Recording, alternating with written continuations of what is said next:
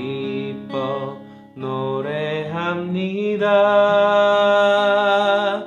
이 소망의 언덕 기쁨의 땅에서 주께 사랑드립니다.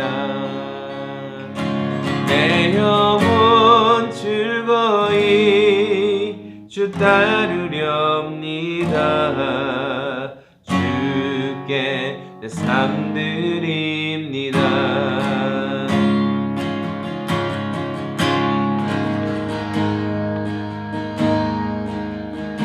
주 예수의 얼굴을 보며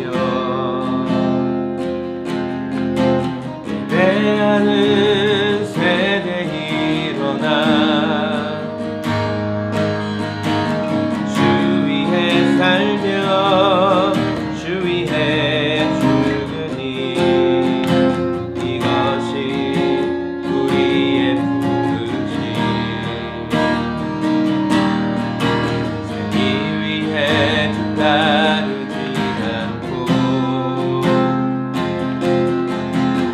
이 위에 주를 따르며 내 가진 것 모두 주를 위해 드리리. 주님 매일 행하시옵소서.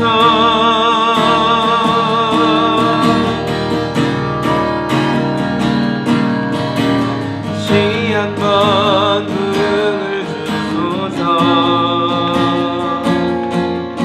주의 나라가 이 땅에 다시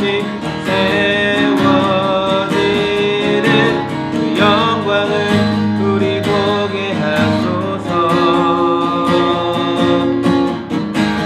주 예수의 영광을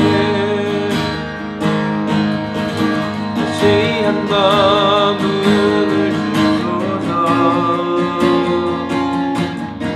주의 나라가 이 땅에 다시 세워지는 그 영광을 우리 보게 하소서.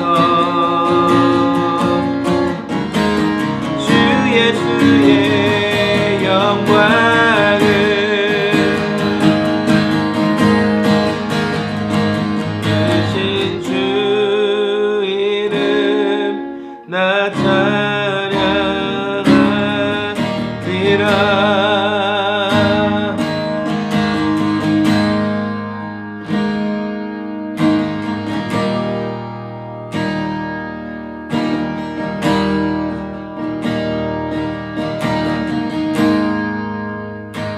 마가복음 7장 1절에서 13절까지의 말씀이에요. 마가복음 7장 1절에서 13절까지의 말씀입니다. 오늘 말씀 한번 쭉 읽어드릴게요.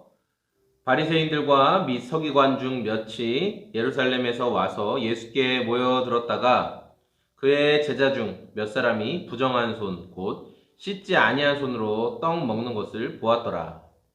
바리새인들과 모든 유대인들은 장로들의 전통을 지키어 손을 잘 씻지 않고서는 음식을 먹지 아니하며 또 시장에서 돌아와서도 물을 뿌리지 않고서는 먹지 아니하며 그 외에도 여러 가지를 지키어 오는 것이 있으니 잔과 주발과 놋그릇을 씻었음이러라. 이에 바리새인들과 서기관들이 예수께 묻되 어찌하여 당신의 제자들은 장로들의 전통을 준행하지 아니하고 부정한 손으로 떡을 먹나이까?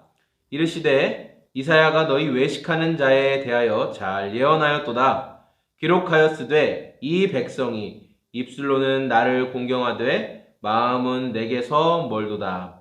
사람의 계명으로 교훈을 삼아 가르치니 나를 헛되이 경배하는도다 하였느니라.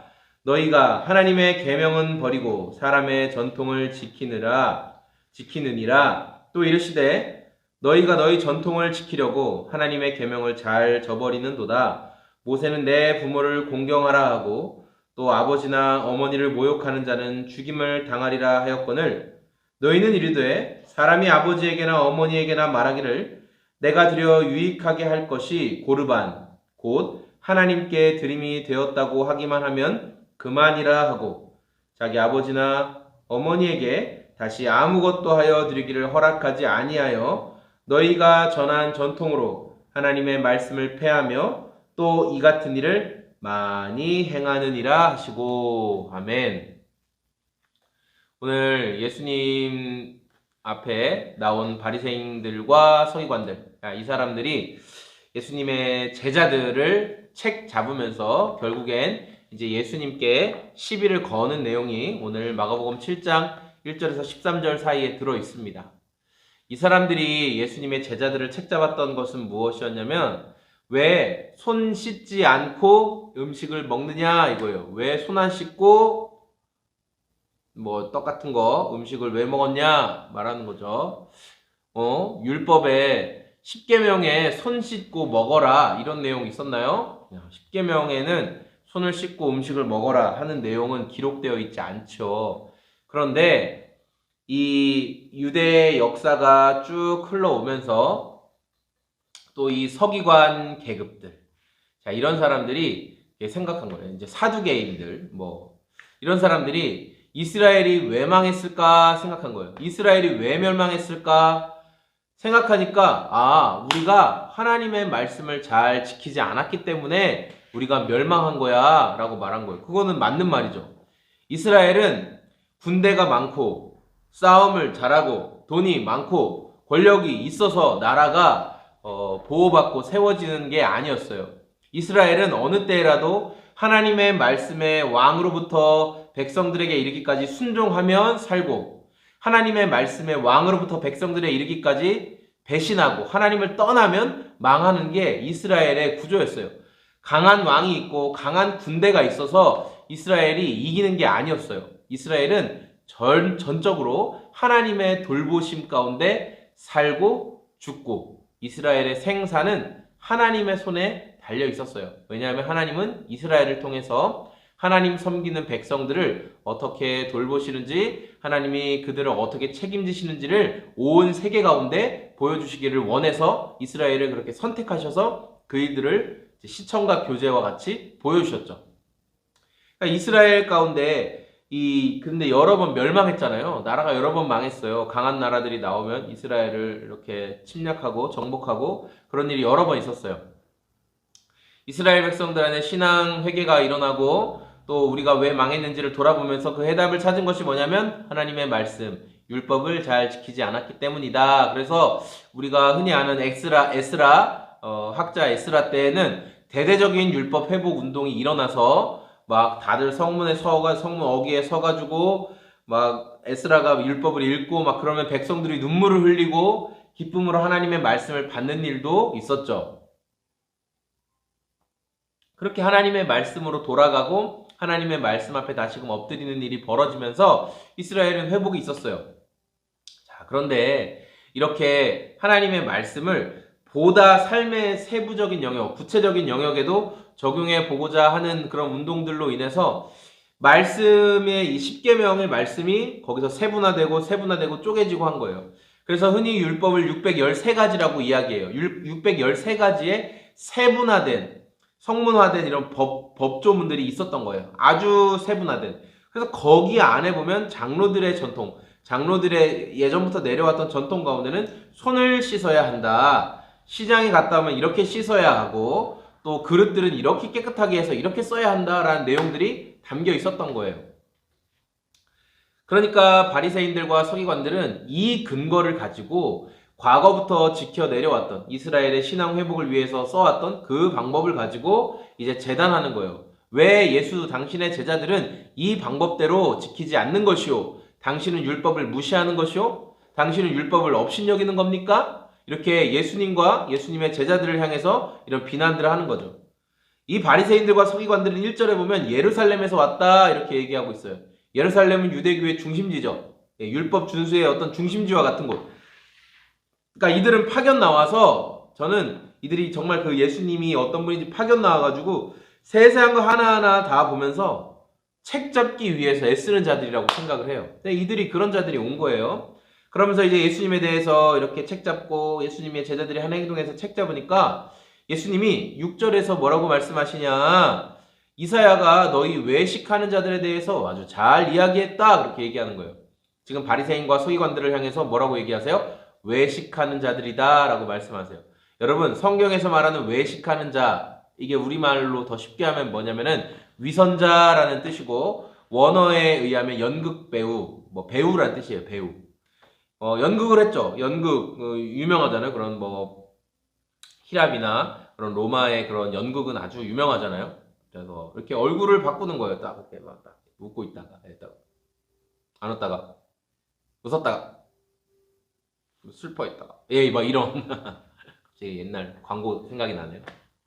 이렇게 연극 배우들이었던 거예요. 이들은 우리가 그 배우들 보면은 그 몸값이 높은 연기력을 인정받는 배우는 어떤 배우예요? 막 이렇게 천의 얼굴을 가졌다 그런 얘기를 하잖아요.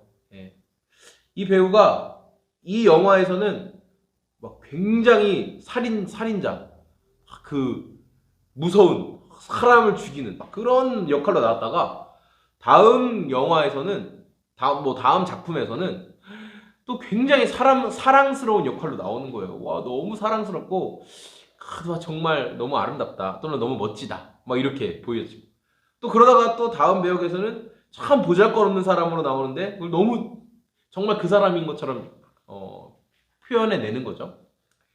예수님은 이렇게 그걸 외식하는 거라고 했어요.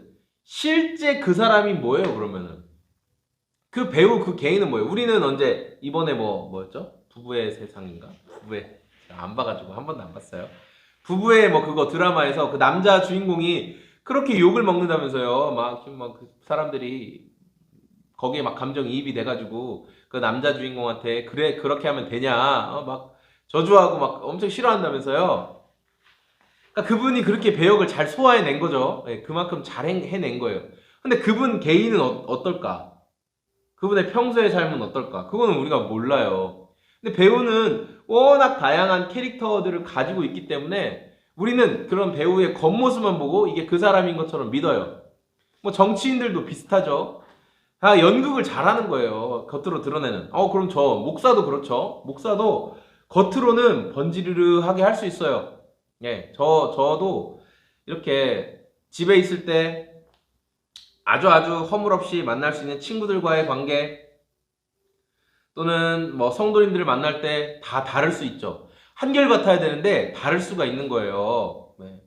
편하게 했다가 막 또 굉장히 엄근진 엄격 근엄 진지 해가지고 주님께서 막 이러면서 예수님 이름 막 팔아먹으면서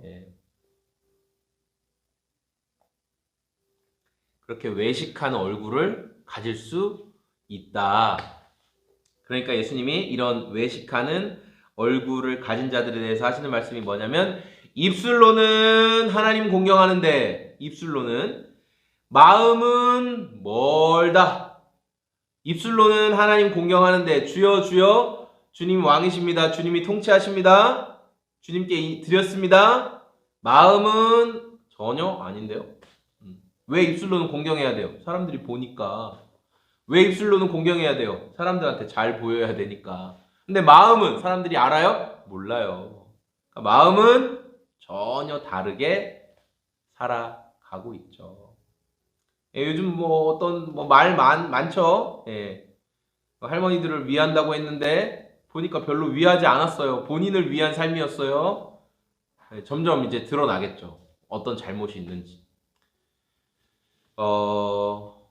우리 개인도 다 신앙생활을 하고 믿음 생활을 한다는 우리 개인도 다 이런 예수님의 말씀 앞에서 자유롭지 못할 거라고 저는 생각해요. 왜냐하면 사람은 속일 수 있지만 예수님은 못 속이니까, 예수님이 우리의 네 진짜 실체가 뭐냐라고 물어보시면 거기에서 우리는 다 분명히 드러나게 될 거예요.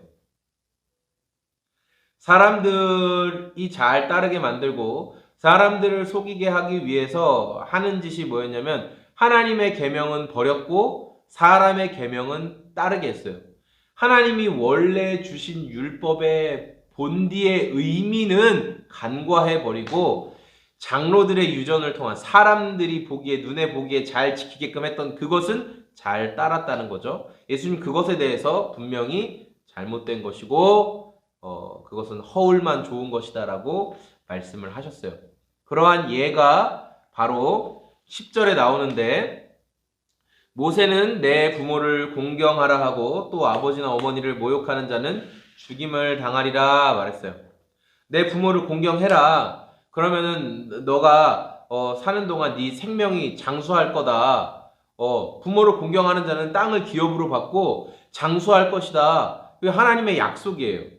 부모를 공경하라고 분명히 그 계명 가운데 말씀을 하셨는데 사람이 어떻게 얘기하냐면은 내가 부모님 공경해야 된다는 율법이 그 계명이 있는데 내가 이걸 가지고 부모님 더 섬기고 부모님께 이렇게 뭐 드리고 이렇게 하기에는 내가 좀 힘들 것 같아. 그러면 뭐라고 얘기하냐면은 부모님 제가 이거는 정말 하나님께 제가 드리기로 그렇게 제가 뭐라고 했죠? 작정했습니다. 작정 헌금했습니다. 이렇게 얘기를 하는 거예요. 이거는 내 부모를 공경하라는 말씀을 모욕하는 말이죠.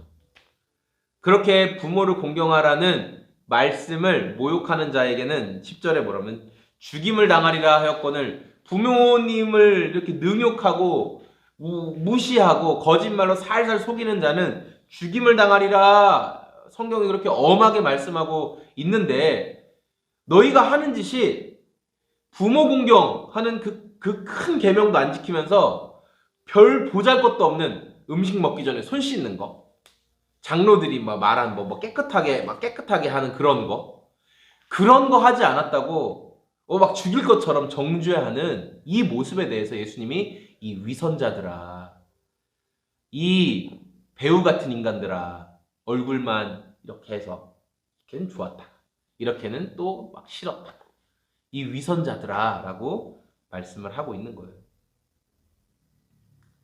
이런 위선자들이 하는 말은 내가 이제 하나님께 드리기로 했으니까 더 이상 부모님께 뭐 해드릴 수가 없네요. 이렇게 말하는 거죠. 하나님은 뭘 더 우선하세요? 네 부모를 공경해. 네 입속을 더 채우려고 뒷구멍으로 빼놓지 말고 네 부모부터 공경해. 그게 중요해. 라고 말씀하신다는 거예요. 그러니까 이들은 자기 꾀에 자기가 넘어가는 거죠. 너희가 전한 전통으로 하나님의 말씀을 폐하며 또 이 같은 일을 많이 행하였느니라. 그러니까 너희 장로들의 유전이라는 것은 결국은 하나님의 말씀을 반하는 거야. 너희 그 장로들의 유전을 지키면 지킬수록 하나님이 원래 율법을 주신 그 의미를 더 퇴색되게 만드는 거야 라고 예수님이 말씀하신다는 거예요. 오늘 여러분 이 말씀을 생각하면서 여러분 신앙을 한번 점검하고 생각해 보세요. 여러분 어떤 믿음, 어떤 신앙을 가지고 계십니까? 저는 이 말씀 묵상하고 또 나누면서 들었던 생각이, 그러니까 우리 안에 정말 채워야 될 본질을 잃어버리고 외형적인 허울만 채우다 보니까 껍질만 남아있는 거예요. 껍질만. 신앙생활이 빈 껍질만 남아있으면 그게 어떻게 되겠어요? 우리가 그 약을 먹을 때 안에 있는 내용물이 너무 쓰거나 좀 독해서, 그리고 또 정확히 이 속에 들어가서 녹아야 되는데 가는 도중에 다 이제 녹지 않게 하기 위해서 캡슐 같은 걸 딱 씌우잖아요. 캡슐 알약들 아시죠? 캡슐 알약. 그래서 이렇게 반 딱 해가지고 하면 가루가 그 안에 나오고, 어떤 사람이 이 병에 딱 맞는 캡슐 알약이 있는데 누군가가 그걸 뚜껑을 열어서 안에 있는 내용물은 다 빼버리고 그 껍질만 다 잔뜩 담아놨어요. 근데 이 먹는 사람은 이걸 모르고 그 약을 먹었어요. 효과가 있을까요? 뭐 위약 효과, 뭐 플라시보가 있을까요? 그냥 나 약을 먹었으니까 이제 나아지겠지. 실제로 낫지는 않겠죠. 마음은 그렇게 생각할지 몰라도. 그러나 그 알약, 그 껍질 안에 있는 그 알맹이가 있어야만, 내실이 있어야만 실제로 병에 효과 있게 작용을 한다는 거죠. 우리가 빈 껍질만 와서 이렇게 자리에 앉아서 저도 수요 기도일을 할 수 있죠. 어쨌든 정해놓은 시간이고, 어쨌든 하기로 한 시간이니까. 여러분 어떠십니까? 여러분도 수요일날, 금요일날, 뭐 주일날, 이제 코로나 뭐 이런 거 좀 생각해서 한동안 안 갔지만 다시 이제 시작하잖아요. 그럴 때 새벽에도 새벽 예배를 가시는 분들은 그래도 좀 아마 뭐 습관적으로 가시는 분도 있죠. 이제 그게 습관, 좋은 습관. 근데 그게 아니라 뭐 어떻게 되지? 주일 예배가 가장 클 수 있겠죠. 그러니까 자리에 그냥 앉아 있는 거예요, 그냥. 네. 나의 정신은 온통 다른 곳에 가 있지만 내 몸은 그냥 거기 앉아 있는 거예요. 그 공간, 그 장소. 그러나 우리가 그 공간을 채우고 있다고 해서 그 공간에 우리가 자리하고 있다고 해서 그 예배를 그 드려지는 것을 주님이 받지 않으신다는 거죠. 주님은 우리가 영과 진리로 예배하라고 말씀하셨잖아요. 우리의 내실, 영과 진리 가운데 알맹이가 있는 상태로 예배를 해야 주님이 받으시지, 우리가 껍질만, 이 빈 껌대기만 그냥 이렇게 있는 상태로 주님이 받으시지 않는다는 거. 예, 오늘 여러분 그 부분을 좀 많이 생각하시면서 이 바리새인과 서기관들이 손 씻지 않은 것에 대해서 막 정죄하고 막 예수님을 책잡으려고 했지만, 예수님은 그거보다 더 중요한 것, 너네 부모나 잘 공경하고 하나님이 원래 말씀하신 계명의 참뜻을 잘 생각해봐. 이 위선자들아, 네, 말씀하셨던 그 의미를 오늘 여러분 잘 점검해 보시기를 소망합니다. 네, 여러분 고맙습니다. 우리 시간에 이제 42분 정도 됐는데 개인적으로도 기도하시고 그렇게 오늘 수요 정오 기도회 진행하도록 하겠습니다. 우리 한번 같이 기도하고 개인 기도하도록 하겠습니다. 함께 기도하실 때 본질을 잃어버린 껍질만 남은 신앙생활, 신앙인, 껍데기만 있는 인생 되지 않게 주님, 오늘도 내가 정말 집중해야 될 것이 무엇인지를, 내가 진실해야 될 것이 무엇인지를 보게 도와주세요. 함께 기도하겠습니다. 하나님 아버지 감사합니다. 오늘 저의 안에 껍질만 남아있고 진실하지 못한 것들이 무엇입니까? 주님 보게 하여 주십시오. 이 껍질만 남아있고 진실하지 못하고 정말 이 바리새인과 서기관들처럼 그렇게 위선적으로 신앙생활하고 있는 모습들이 있지는 않은지를 주여 돌이켜 보게 하시고, 오늘 내가 주님